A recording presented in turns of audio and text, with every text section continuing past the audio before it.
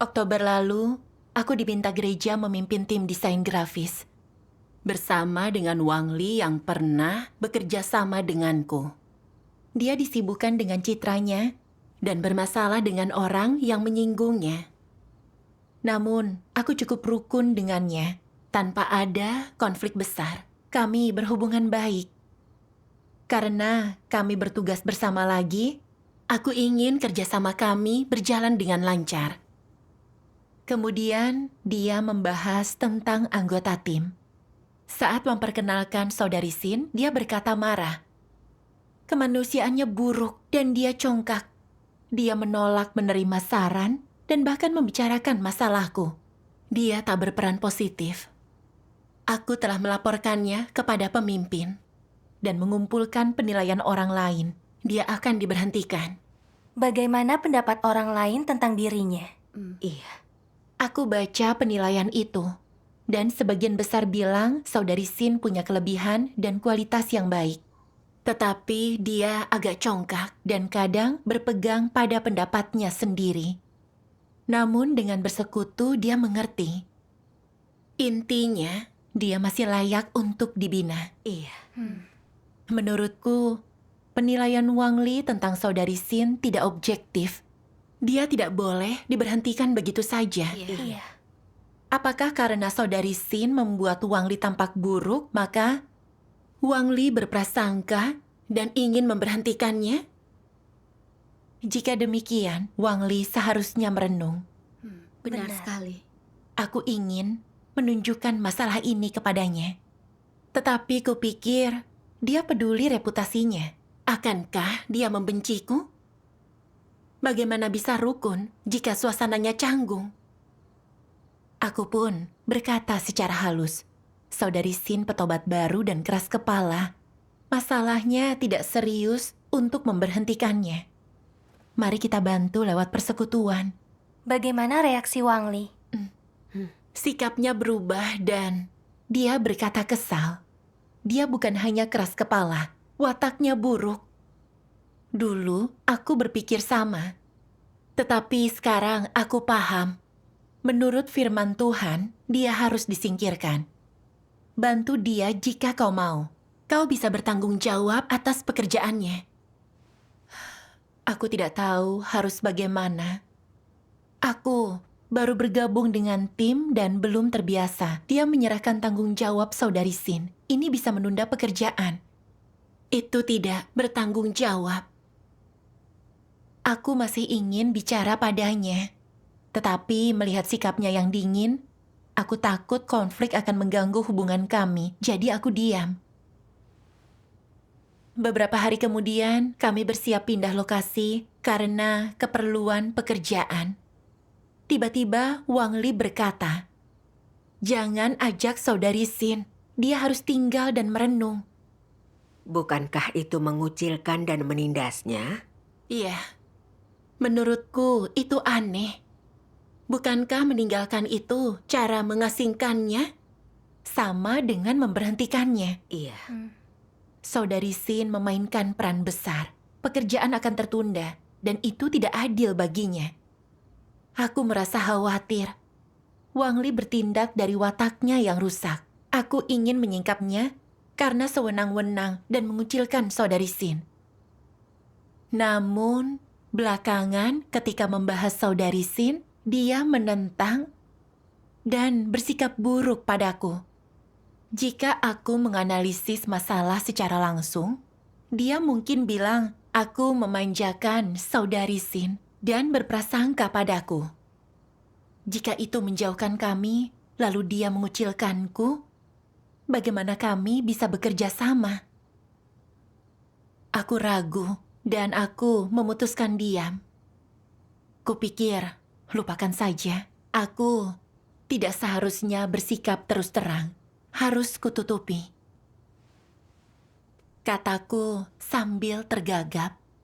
Belum ada konfirmasi perubahan tugas saudari Sin. Pantaskah kita meninggalkannya di sini? Kita tunggu persetujuan pemimpin sebelum memberhentikannya. Biar dia ikut dan membantu kita. Itu lebih baik bagi pekerjaan. Wang Li tidak bersikeras setelah mendengarku. Aku tahu, aku belum dengan jelas menangani masalahnya. Takutnya, dia terus mengincar saudari Xin. Aku pun merasa bersalah. Tetapi kupikir, sejak menjadi rekan kerjanya, aku harus waspada dan mencegahnya berbuat salah. Lalu apakah sikapnya terhadap saudari Sin membaik? Ya, Tidak, dia terus sengaja mengucilkan dia. Suatu hari, gereja butuh orang untuk dilatih. Saudari Sin orang yang cepat belajar, jadi pilihan terbaik adalah mengirimnya ke pelatihan. Namun Wang Li bersikeras mengirim saudari Liu yang tidak terlalu cakap. Aku juga tahu dari saudara-saudari lain. Saudari Sin beberapa kali bertentangan pendapat dengan Wang Li. Dan semua merasa gagasan saudari Sin lebih baik. Tetapi Wang Li menolaknya dan memaksa saudari Sin menurutinya. Setelah saudari Sin menyingkapkan masalah Wang Li marah dan mengabaikannya. Ketika saudari Sin menjumpai masalah, Wang Li tidak mau membantunya. Membuatnya tidak dapat bekerja, mempersulitnya. Aku merasa tidak nyaman mendengar semua ini. Wang Li berprasangka dan mengucilkan saudari Sin. Masalah ini menjadi serius. iya. Ini mengganggu dan merugikan pekerjaan gereja. Aku tahu aku harus berbicara dengan Wang Li. Apa kau bicara dengannya? Hari itu, kukumpulkan keberanian dan berkata, kau belum melepaskan prasangkamu pada saudari Sin. Saudari Sin cepat mempelajari hal baru. Kau tidak mau dia pergi, itu pasti karena prasangkamu.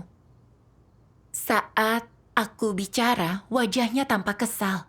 Dan katanya dengan marah, aku tidak berprasangka padanya. Kini aku berprasangka padamu. Tim saudari Sin tidak mencapai apapun. Dan itu masalahnya. Sudah kubilang berhentikan dia, tetapi kau tidak setuju. Dia tak punya kesadaran diri. Iya. Sebagai pemimpin tim, dia tidak merenung ketika tim tidak bekerja baik, justru mengabaikannya. Aku juga marah. Ingin berterus terang tentang naturnya.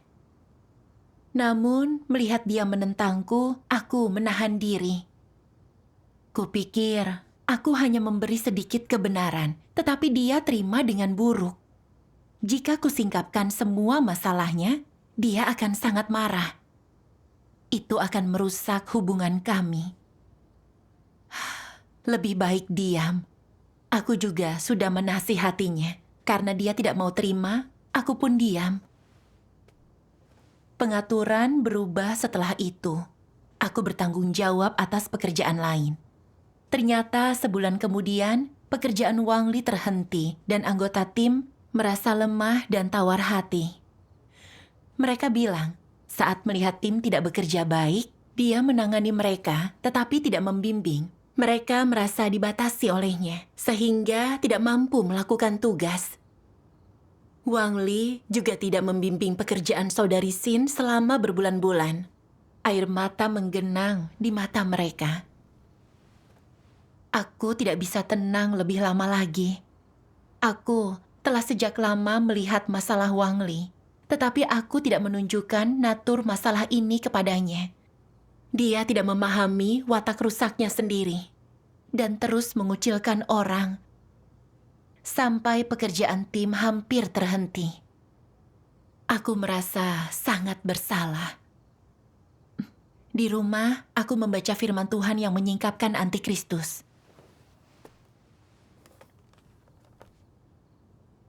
Perkataan antikristus tampak sangat baik, beradab, dan terhormat.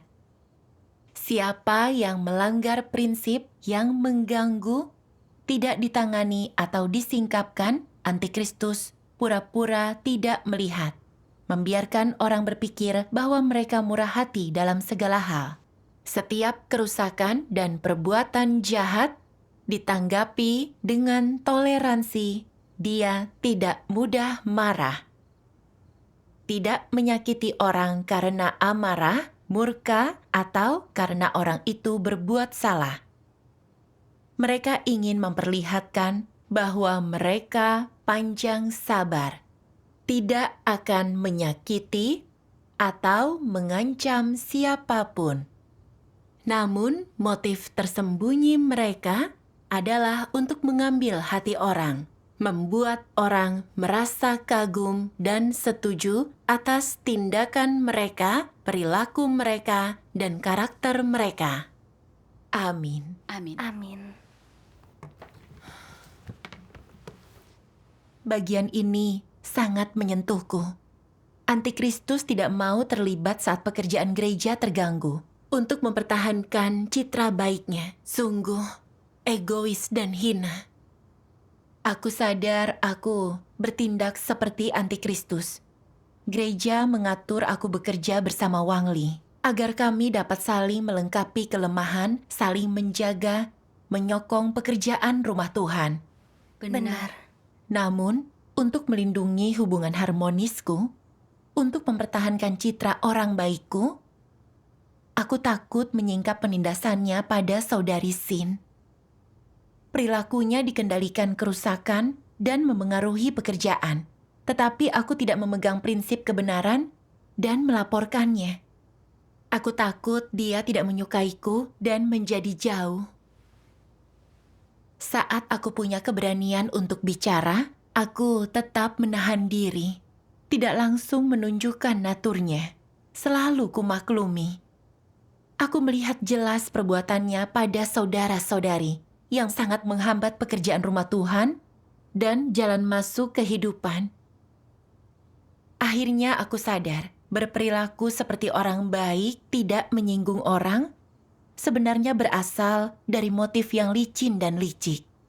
Aku hanya melindungi diriku sendiri, semua demi menjaga reputasi dan statusku.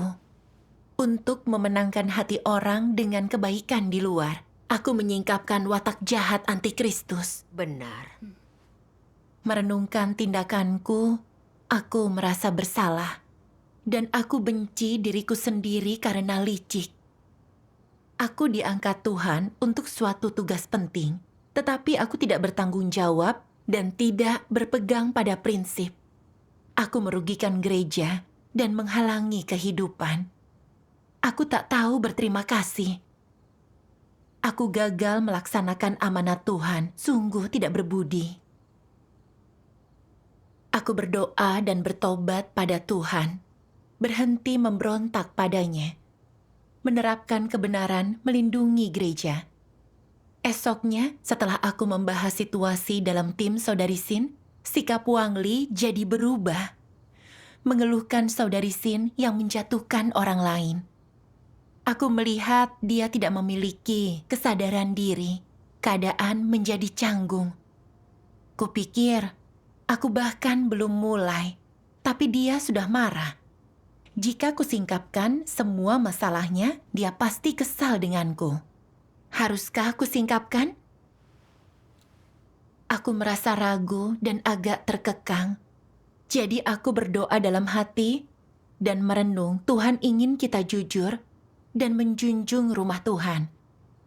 Ini memberiku keberanian. Apapun pendapatnya, aku harus mengatakan yang sejujurnya. Jadi, dengan tegas kusingkapkan penindasannya pada saudari Sin dan mempersekutukan natur dan konsekuensinya. Namun, dia tidak mau menerima. Dia terus mendebatnya. Dia tidak mau menerima dan mengenal diri. Kulihat masalahnya sangat serius. Dia tidak boleh melanjutkan tugas.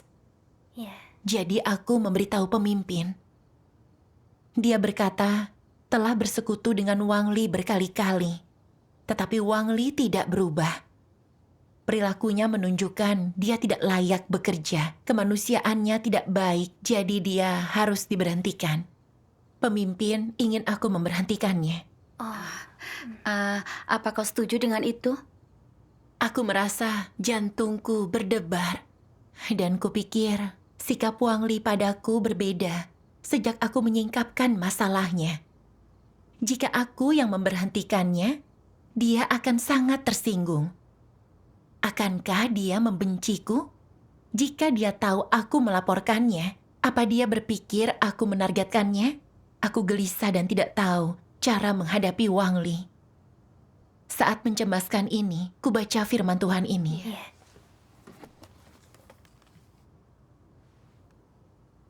Kebanyakan orang ingin mengejar dan menerapkan kebenaran, tetapi seringkali mereka hanya memiliki tekad dan keinginan. Kebenaran belum menjadi hidup mereka. Akibatnya, saat bertemu kekuatan jahat atau orang yang berbuat jahat atau pemimpin palsu dan antikristus yang melanggar prinsip, merugikan pekerjaan rumah Tuhan, dan membahayakan umat pilihan Tuhan, mereka kehilangan keberanian untuk bicara.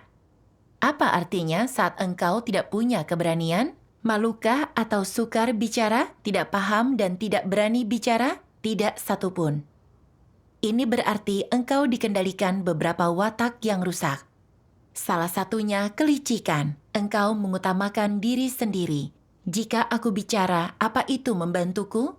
Jika aku bicara dan menyinggung orang, bagaimana kami bisa rukun? Ini mentalitas yang licik, bukan? Bukankah ini hasil dari watak yang licik? Watak lainnya adalah egois dan jahat. Engkau berpikir apa hubungan dirugikannya kepentingan rumah Tuhan dengan diriku? Itu bukan urusanku. Meski melihat dan mendengar, aku tidak perlu bertindak. Itu bukan tanggung jawabku. Aku bukanlah pemimpin. Pikiran dan perkataan seperti itu bukanlah sesuatu yang secara sadar kau pikirkan, tetapi dihasilkan oleh alam bawah sadarmu, yaitu watak rusak, yang tersingkap ketika menghadapi masalah. Engkau tidak mengatakan pikiranmu yang sebenarnya. Semua diproses dahulu dalam benakmu. Semua ucapanmu bohong, menentang fakta, semua dalam pembelaan palsumu, demi keuntunganmu sendiri.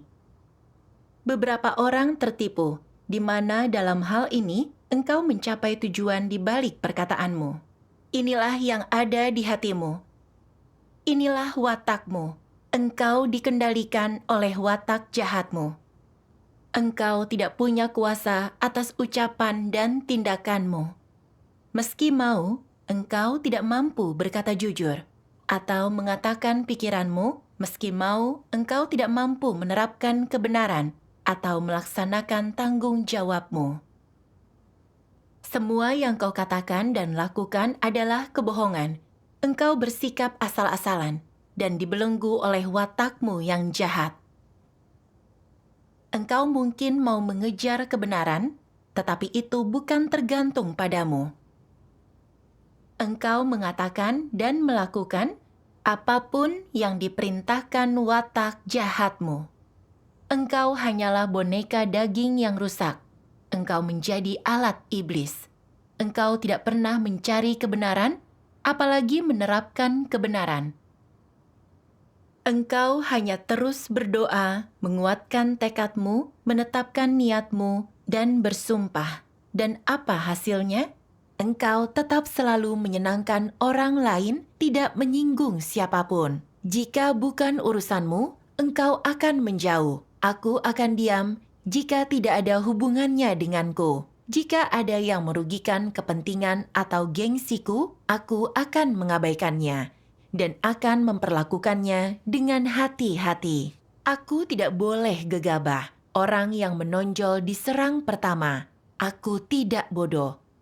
Engkau dikendalikan oleh watak jahatmu yang rusak, kelicikan, kekerasan, dan membenci kebenaran.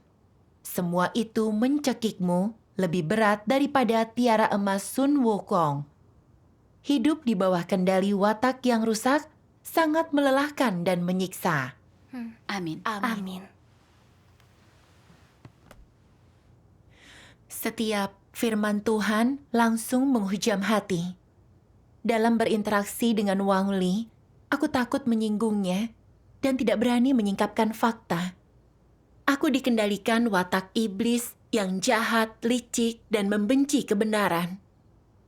Keselarasan itu harta karun. Kesabaran itu kebajikan.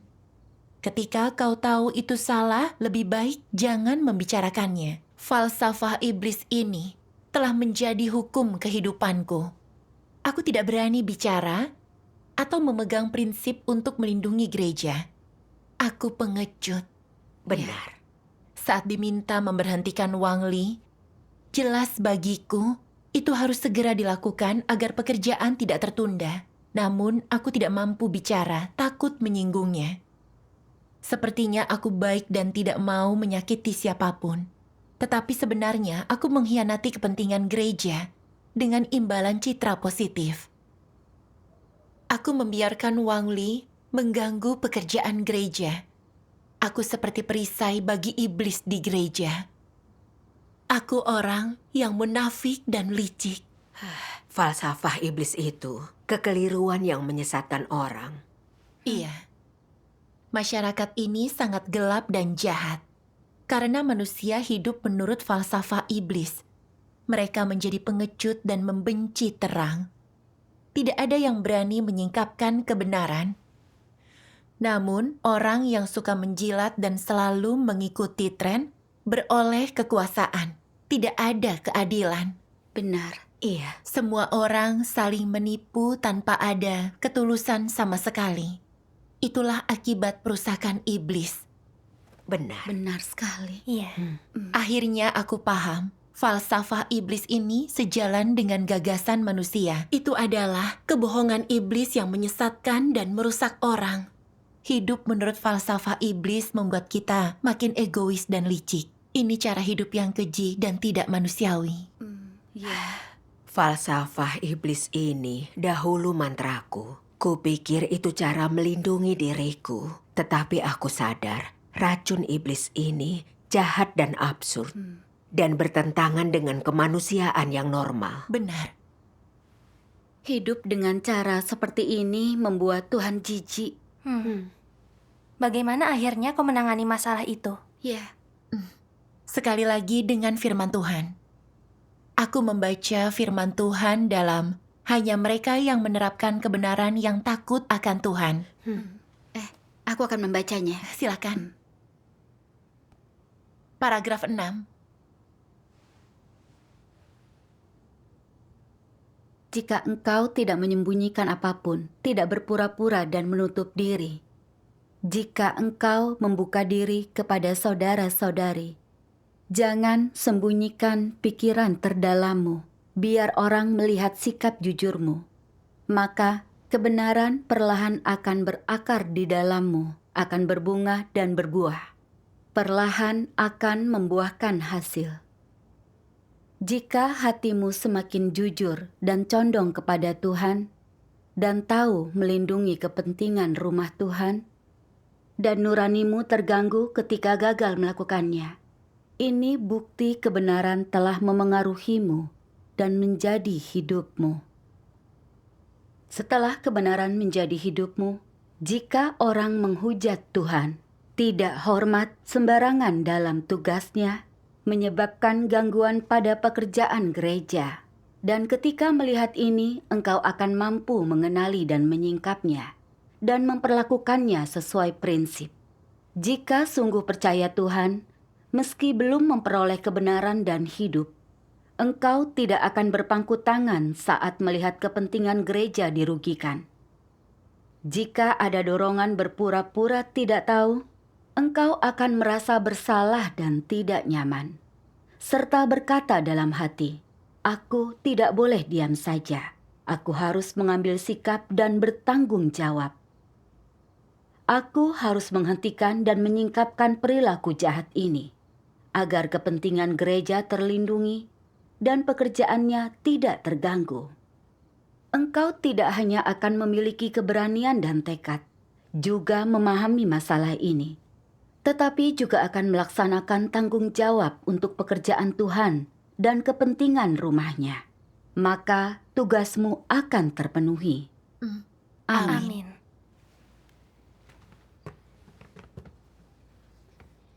Ini membuatku merasa bersalah dan termotivasi. Setelah lama percaya, menikmati kebenaran firman Tuhan, aku tidak mampu menjunjung kepentingan gereja. Tidak masuk akal. Aku harus berhenti menyenangkan semua orang.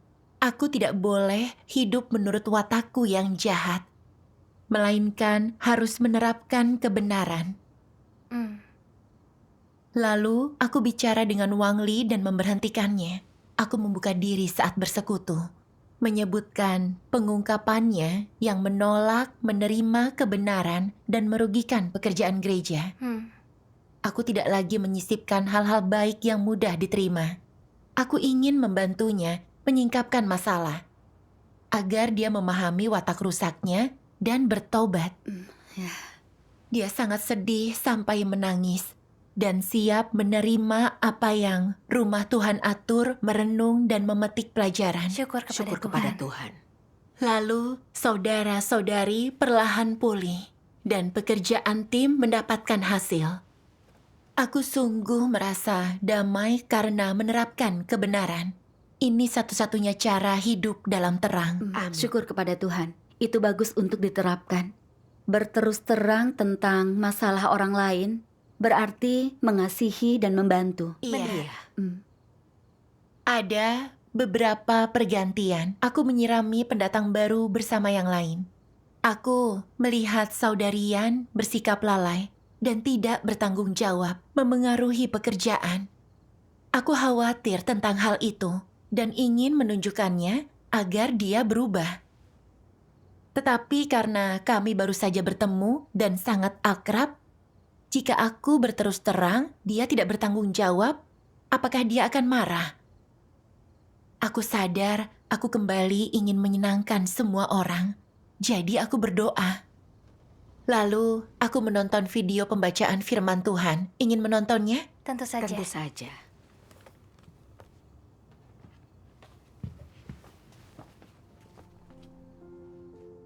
Tuhan Yang Maha Kuasa berfirman, lalu Tuhan Yahweh memerintahkan manusia demikian, dari semua pohon di taman ini engkau boleh makan dengan bebas, tetapi dari pohon pengetahuan yang baik dan jahat engkau tidak boleh memakannya, karena pada hari engkau memakannya engkau pasti mati. Dalam firman singkat yang dia ucapkan ini, dapatkah engkau melihat sesuatu dari watak Tuhan? Apakah firman Tuhan ini benar? Apakah ada penipuan? Apakah ada kebohongan? Apakah ada intimidasi? Tidak.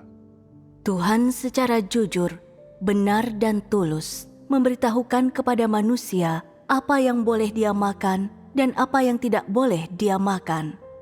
Tuhan berfirman dengan jelas dan lugas. Apakah ada makna tersembunyi dalam firman ini? Bukankah firman ini lugas? Apakah kita perlu menduga-duga? Tidak.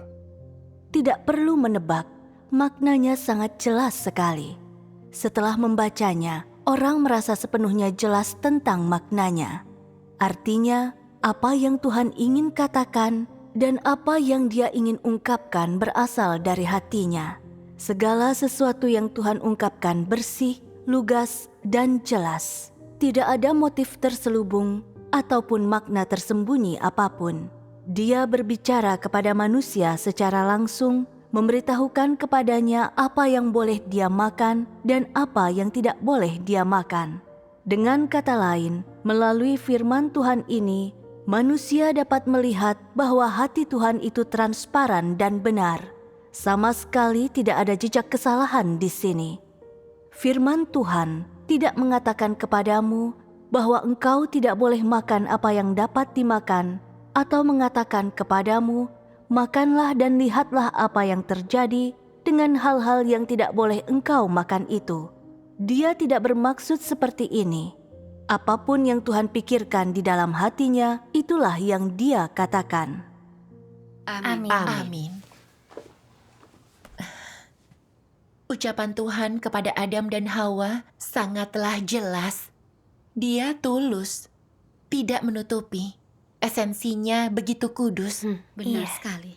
Tuhan mengungkapkan kebenaran untuk menghakimi manusia. Firman-Nya menyingkapkan natur rusak kita oleh iblis dan menyingkapkan keburukan batin kita. Firman-Nya tidak menyembunyikan apapun. Firman-Nya mungkin keras, tetapi itu kasih untuk mentahirkan kita. agar kita dapat mengenal diri dan hidup dalam kemanusiaan sejati. Iya. Iya. Iblis justru sebaliknya. Dia berputar-putar, tidak jelas, tidak langsung mengatakan keinginannya. Awalnya mengatakan hal-hal baik, hal-hal palsu untuk menyesatkan Adam dan Hawa agar mereka mengkhianati Tuhan. Tepat. Aku hidup menurut falsafah iblis, memperlihatkan watak jahat seperti iblis. Untuk melindungi hubunganku dengan orang lain dan bagaimana mereka melihatku, aku tidak bicara jujur, bengkok seperti ular. Kacau dan ambigu. Tidak ada yang paham apa yang ingin kukatakan. Aku sangat licin. Aku lebih mirip iblis daripada manusia. Iya. Aku merasa jijik dengan diriku sendiri dan tidak mau lagi menyenangkan semua orang. Aku ingin menerapkan kebenaran dan menjadi orang jujur. Amin. Amin. Pada pertemuan berikutnya, aku menyingkapkan masalah yang kulihat dalam diri saudarian. Setelah itu, kami bersekutu bersama. Dia mampu mengenali masalahnya. Aku melihat keadaannya mulai berubah, dan aku merasa lebih bebas. Syukur kepada Bagus Tuhan. sekali. Pengalaman ini menunjukkan kita tidak boleh hidup menurut falsafah iblis dan menipu. Kita harus bersikap terbuka dan jujur. Hanya inilah kasih sejati dan bermanfaat bagi semua orang. Tentu saja. Aku pribadi mengalami bersikap jujur menurut firman Tuhan dan mengikuti prinsip artinya punya kemanusiaan dan jalan untuk diberkati dan damai. Itulah arti menjadi orang baik. Iya. Syukur kepada Tuhan. Amin. Mendengar pengalamanmu, aku punya jalan penerapan. Syukur kepada Syukur kepada Tuhan. Tuhan.